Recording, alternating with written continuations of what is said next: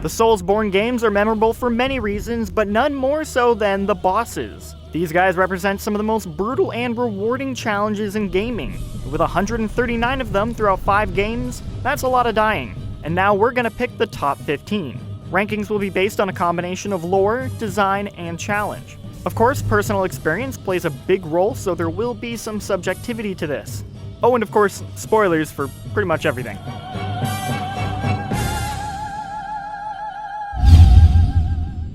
Perhaps the most unique boss in the series, Old Monk is a PvP fight with another actual player. This means your feelings on the Old Monk are going to depend entirely on your personal experience. Was it an epic and honorable duel, or total bullshit where they spam you with the scraping spear? These days, you'll be hard-pressed to actually find someone online, meaning you'll end up fighting the NPC version, which is a complete joke. This makes this the only boss that new players may never get to experience. Still, the potential for an awesome PvP battle makes this a one-of-a-kind for the series. Without a doubt the best boss in vanilla Dark Souls 2, the Lookingglass Knight brings spectacle and challenge. However, what really brings this fight up a level is that halfway through he will summon an NPC invader to assist. What makes this so special is that if a player places their sign outside of the arena, they will be summoned instead, bringing the challenge of this fight up significantly. His lore is a little whatever, just being another test for those wishing to seek the king, but the environment in which you fight him in is pretty awesome.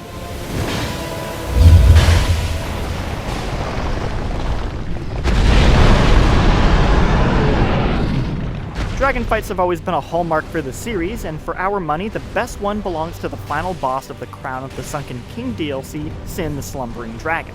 Sin was a slumbering dragon that was worshipped before a knight attempted to kill him. This awoke the dragon, who proceeded to kill everyone in the kingdom with his poisonous breath. Tragic stuff. The fight itself is a tough one. Sin hits hard and only gives a limited window to attack, which means you need to be on your A game for this fight. Getting hit by his poison doesn't help either. It's an exhilarating fight and incredibly satisfying when you take him down.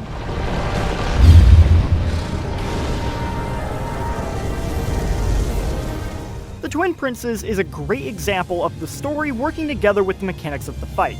Prince Lothric, destined to be a Lord of Cinder, was born cursed, weak, and frail. His elder brother Lorne chooses to embrace his curse with him out of love, losing the use of his legs and voice. The first phase with Lorne requires awareness, as his teleportation can easily defeat those not ready.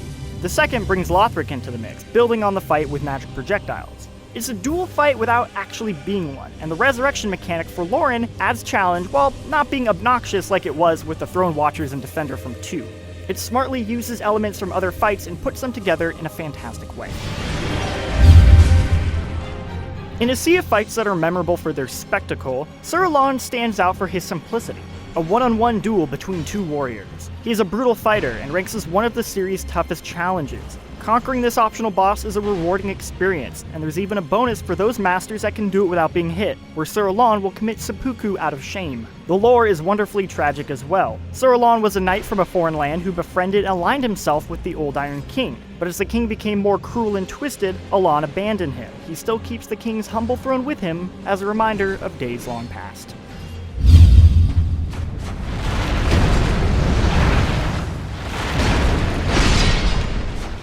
Blinded by his obsession with Nadalia, the knight Rame left his post and became the demonic Fume Knight, determined to protect her. And protect her he shall, because Fume Knight is one of the absolute hardest fights in the series. His attacks deal massive damage and will put your dodge timing to the test. His second phase is even worse, changing his attack speed, adding projectiles, and even an AoE attack. And if you manage to get him low, you better have destroyed the Ashen Idols outside the arena first, otherwise Fume Knight will heal himself. Thankfully, the bonfire is close by for an easy trek, otherwise this fight might be too frustrating. Even if you hate the Fume Knight, most players can't deny the satisfaction of besting him. This fight is one that gets on here pretty much just for the lore. Demon Souls is all about being the noble hero, killing evil demons, but here that narrative is challenged. For Maiden Austria, a character said by many to have forsaken everyone and her faith to use the power of the demons, actually did so out of selflessness. For the faith she served did nothing to help the poor and the suffering in the Valley of Defilement, but the demonic power she gained did. Posing the question of who is the real demon, it's the only moment in the series that makes you the player question if what you're doing is the right thing.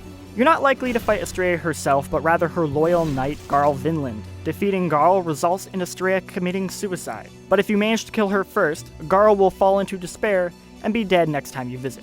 Either way, it's a tragic end to one of the series' most interesting bosses. Do as you like. Take your precious demon soul.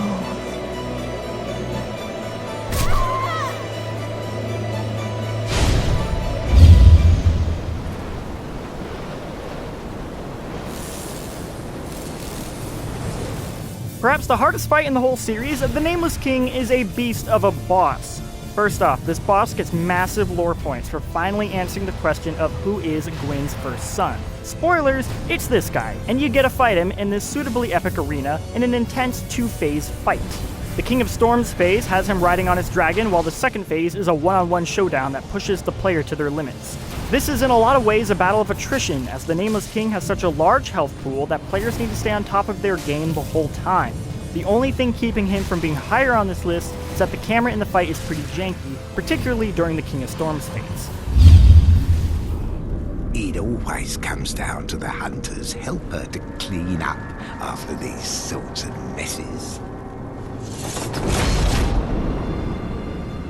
What makes Garmin such a great final boss, depending on the ending you get, is that he's a true test of skill and your mastery of Bloodborne's mechanics. There's such a great build-up to this fight, with Gehrman being the crippled old man who starts you on the journey, and now you must face him. The presentation is great as well. The flower field, the burning workshop, the music, it all works together to give a real sense of finality to it. Now, if there's one complaint, if you're really good and a little overpowered, Gehrman might not be that tough, but for most he's a fair and fun challenge. Bloodborne's only DLC, The Old Hunters, wants to beat you down with its difficulty, and proved it wasn't messing around with its first boss, Ludwig the Accursed. While the leader of the Church Hunters is certainly memorable for his horrifying grotesque horse face, aggressive attacks, one-hit kills, and whatever the heck this thing is, what truly cements him is halfway through when this happens. You were at my side all along. Now donning the title of the Holy Blade, you engage in what is basically a completely different boss battle, featuring From Software's iconic Moonlight Greatsword. If you thought the first phase was tough, he now has massive AoEs and huge projectiles that are capable of killing you in one hit. It's a brutal fight, but the moment you stick him with that visceral attack to finish him off is one of the most satisfying things you'll do. Also, the soundtrack is super animated.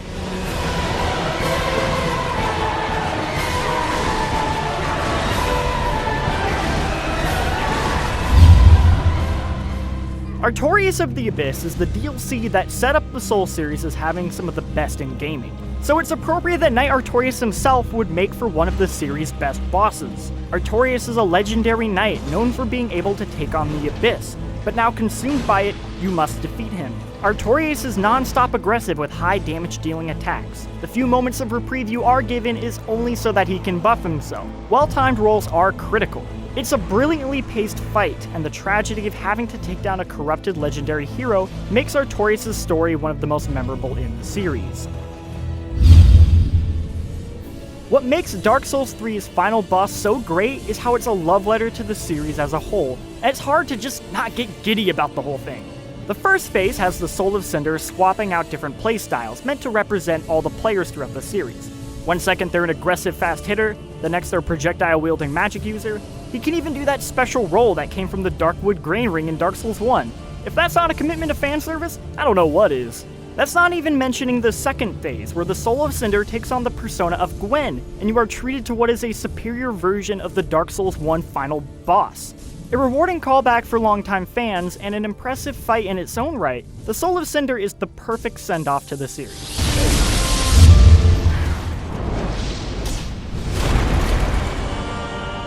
In a series filled with many dual bosses, Ornstein and Smough is without a doubt the best. There's a yin and yang to the two of them, with their abilities complementing each other perfectly.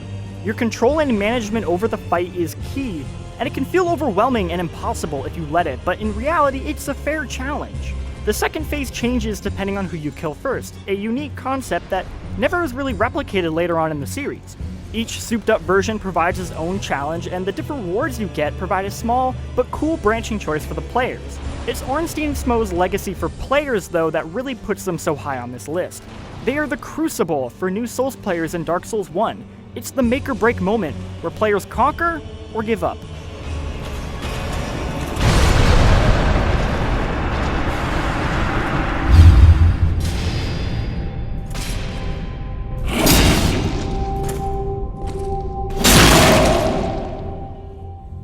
Picture this. You're fighting an Abyss Watcher, when suddenly a second one rises from the dead and attacks you.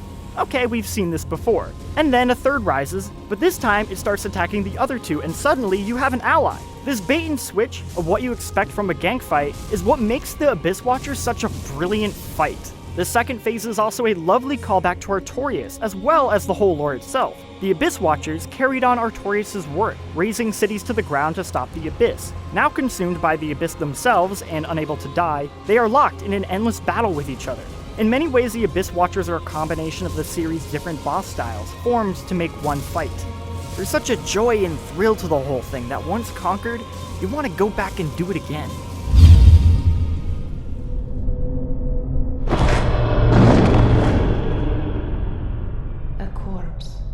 Should be left well alone. Lady Maria is a perfect boss. Her story and fight bleed naturally with each other, and the challenge she presents is frenetic, difficult, and just so much fun. As a hunter fight, Maria's abilities mirror your own, creating a dance between the two of you as you trade blows with each other. Each of her phases ramps up the pace and actually feeds into her story, for she's a broken person, so determined to prevent you from finding the secret she wishes to protect, that she will use the very art of blood weapons that she hates. Maria is unraveling. The pace increases. The music swells. The clock chimes. Maria's fight is flawless, and the very best the series has to offer. Did we miss any of your favorites? Unsatisfied with the picks? Please, we would love to hear from you. Let us know in the comments below. And remember, be nice. We're all friends here. If you want to see more videos like this, hit the subscribe button and stay tuned to GameSpot.